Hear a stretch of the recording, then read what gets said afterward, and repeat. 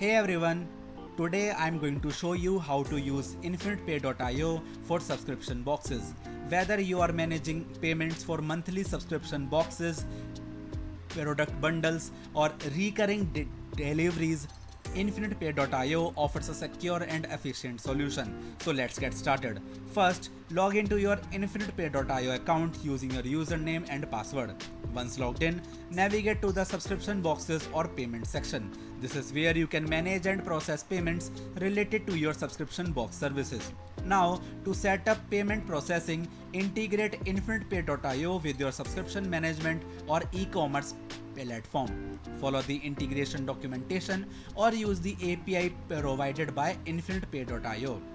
Now you have to configure your payment options by linking your subscription box business to Infinitepay.io.